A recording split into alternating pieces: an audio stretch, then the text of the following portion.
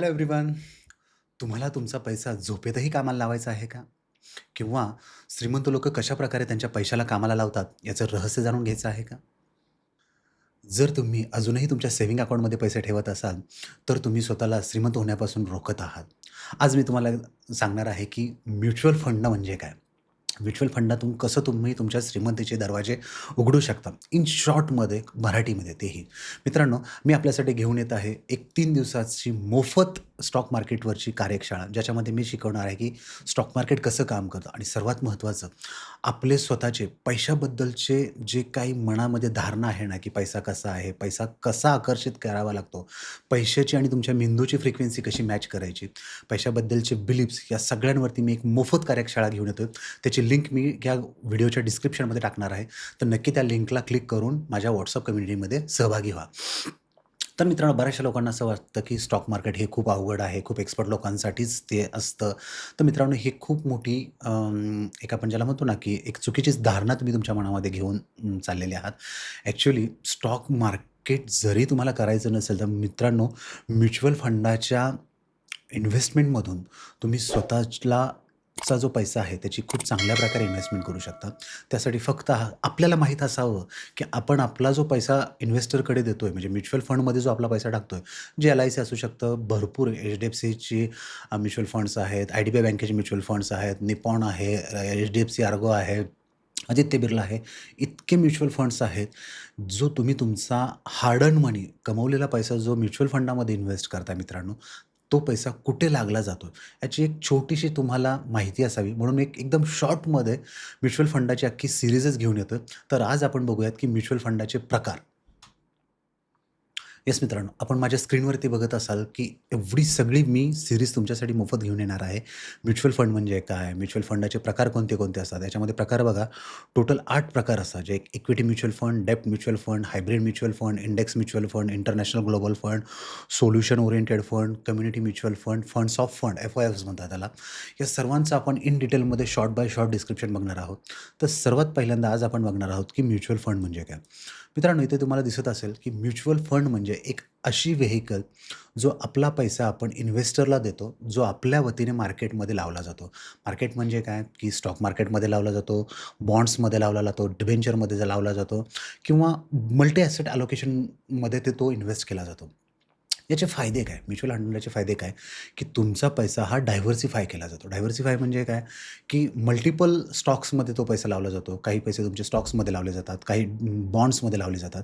याच्यामुळे तुमची रिस्क ही डायव्हर्सिफाय होते. हा फंड मॅनेज करण्याचं काम जे असतं ते एका प्रोफेशनल फंड मॅनेजरचं असतं. म्हणजे तुमचा पैसा हा प्रोफेशनलच्या हातात दिला जातो. याच्यामुळे तुमच्या इन्व्हेस्टमेंटमुळे म्युच्युअल फंडामध्ये टाकलेल्या पैशांमुळे मार्केटमध्ये लिक्विडिटी येते. फ्लेक्सिबिलिटी इव्हन म्हणजे तुम्ही ₹100 पासून ते 10,00,000 तुम्हाला जेवढं लागेल तितक्या पैशांचं तुम्ही म्युच्युअल फंडामध्ये इन्व्हेस्टमेंट करू शकता. ₹100 ची एस-आय-पी सुद्धा करू शकता. एस-आय-पी म्हणजे काय? Systematic investment plan. ट्रान्सपरन्सी आणि सेबीचं याच्यावरती खूप चांगल्या प्रकारे नियंत्रण आहे. म्हणजे सर्व जे काही रेग्युलेशन आहे, हे सेबीच्या हातामध्ये आहे. आता आज आपण पहिला प्रकार बघणार आहोत, तो म्हणजे इक्विटी म्युच्युअल फंड. म्हणजे तुमच्या म्युच्युअल फंडामधले पैसे फंड मॅनेजर कुठे लावतोय? इक्विटी म्युच्युअल फंडात लावतोय का डेब्ट म्युच्युअल फंडात लावतोय का आणखी खाली दिलेल्या कोणत्या टाइपमध्ये लावतोय?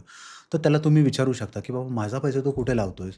तर जे सर्वात चांगले रिटर्न्स देतात, तो म्हणजे इक्विटी म्युच्युअल फंड. ज्याच्यामध्ये पहिला आहे मित्रांनो large capital fund. Large capital fund म्हणजे काय?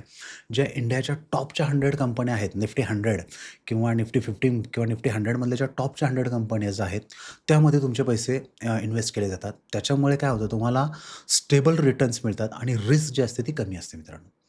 दुसरं आहे mid cap fund. Mid cap fund म्हणजे काय? निफ्टी 100 पासून ज्या पुढच्या कंपन्या आहेत, Nifty 200, Nifty up to Nifty 500 पर्यंत. तर मिड साइज कंपन्यांच्या कंपन्यांमध्ये तुमचा पैसा इन्व्हेस्ट केला जातो. त्याच्यामध्ये तुम्हाला बेटर पोटेन्शियल ग्रोथसुद्धा मिळते आणि याच्यामध्ये थोडीशी रिस्क जास्त असते कंपेअर टू लार्ज कॅपिटल फंडमध्ये. तिसरा आहे मित्रांनो तो म्हणजे smart capital fund. Smart cap fund म्हणजे ज्यांच्या कंपन्या ह्या स्मॉल आहेत म्हणजे निफ्टी 500 किंवा तिथून पुढच्या ज्या कंपन्या आहेत, स्मॉल कॅपिटल फंड असणाऱ्या, त्यामध्ये तुमची इन्व्हेस्टमेंट केली जाते. ह्याच्यामध्ये काय हाय रिस्क आणि हाय रिटर्न्स असतात. Multi cap fund, multi capital fund म्हणजे काय, की तुमची इन्व्हेस्टमेंट ही लार्ज कॅप फंडमध्ये, मिड कॅप फंडमध्ये आणि स्मॉल कॅप फंडमध्ये पण लावली जाते. याच्यामुळे तुमची रिस्क ही डायव्हर्सिफाय होते. रिस्क बॅलन्स करण्यासाठी ह्या फंडचा वापर केला जातो. 5वा आहे मित्रांनो फोकस फंड. फोकस फंड म्हणजे काय? जर एखाद्या फंड मॅनेजरला वाटलं, की ठराविक कंपनी ही खूप चांगली रिटर्न देते. असं समजून झालं, की तुम्हीच तुमची फंड इन्व्हेस्टमेंट करताय. तर तुम्हाला असं वाटलं, की मला टाटा मोटर्सवरती प्रचंड विश्वास आहे. मी त्याच कंपनीमध्ये पैसे लावणार. तर ह्याला म्हणतात, की फोकस फंड. याच्यामध्ये काय होतं, त्या कंपनीने जर चांगलं ग्रो केलं, त्या कंपनीची जर चांगली मूव्हमेंट झाली, तर तुम्हाला त्याच्यातून चांगले रिटर्न्स मिळतात. रिवॉर्ड्स चांगले मिळतात. सेक्टोरल किंवा थीमॅटिक फंड. सेक्टोरल किंवा थीमॅटिक फंड म्हणजे काय मित्रांनो, की ज्यावेळेस एखाद्या ठराविक सेक्टरच्याच कंपन्यांमध्ये इन्व्हेस्टमेंट केली जाते, जसं की फार्मा सेक्टर असेल, केमिकल सेक्टर असेल, इन्फ्रा सेक्टर असेल, आय-टी सेक्टर असेल, फायनान्स सेक्टर असेल, या स्पेसिफिक सेक्टरमध्येच हा फंड केला जातो. ज्या वेळेस हा पूर्ण सेक्टर परफॉर्म करेल, त्यावेळेस तुम्हाला चांगले रिटर्न्स मिळतात. जर त्या सेक्टरने आउट परफॉर्म केलं किंवा डाउन परफॉर्म केलं, तर तुम्हाला त्याचे रिटर्न्स त्या मानाने कमी जास्त प्रमाणामध्ये मिळतात. थोडी रिस्क पण असते याच्यामध्ये. Dividend yield fund. Dividend yield fund म्हणजे काय? ज्या कंपन्या तुम्हाला कंटिन्युअसली परतावा देतात, त्या कंपन्यांमध्ये तुम्ही इन्व्हेस्ट करू शकतात. एक कंटिन्युअस स्टेबल रिटर्न मिळवण्यासाठी हा डिव्हिडंड यील्ड फंड खूप चांगला आहे. जसं की कोल इंडिया आहे, आय-टी-सी सारखी कंपनी आहे. यामध्ये तुम्ही इन्व्हेस्टमेंट करून चांगले परतावे ह्याच्यातून मिळू शकतात. फक्त रेग्युलर, कन्सिस्टंट पण छोटेसे परतावे. सर्वात शेवटचा मित्रांनो तो म्हणजे इक्विटी लिंक सेव्हिंग स्कीम. ही अशी स्कीम आहे ज्याच्यामध्ये तुम्ही तुमची इन्व्हेस्टमेंट ही 3 वर्षासाठी लॉकिंग करून ठेवता. 3 वर्षापर्यंत तुम्हाला याच्यातून पैसे काढता येत नाही. 3 वर्षानंतर याच्यातून खूप चांगले परतावे मिळतात. याचा सर्वात मोठा बेनिफिट असा आहे, की ह्याच्यामधून तुम्हाला टॅक्समध्ये बेनिफिट्स मिळतो. त्यामुळे हा एक खूप चांगला रेग्युलर इन्कम मिळवण्यासाठी पण कॅपिटल ॲप्रिसिएशन हवं असेल तर 3 वर्षानंतरच ह्याच्यातून परतावे मिळतात. पण ह्याच्यामध्ये टॅक्स बेनिफिट हा खूप चांगला मिळतो. मित्रांनो ही होती चे जे स्कीम प्रेझेंटेशन आहे म्हणजे इक्विटी म्युच्युअल फंड्स. तर आपण नंतरच्या व्हिडिओ सीरीजमध्ये बघणार आहोत की डेब्ट म्युच्युअल फंड. तर मित्रांनो मला नक्की कळवा की हा व्हिडिओ तुम्हाला कसा वाटला आणि तुम्हाला तुमचा पैसा कुठे इन्व्हेस्ट करायचा. मित्रांनो म्युच्युअल फंड हे खूप चांगलं आहे. नक्कीच तुम्ही चांगल्या प्रकारे एका सल्लागाराची मदत घेऊन याच्यामध्ये इन्व्हेस्ट करू शकता. आणि जर तुम्हाला काही शंका असेल तर तुम्ही मला कमेंटमध्ये नक्की विचारू शकता.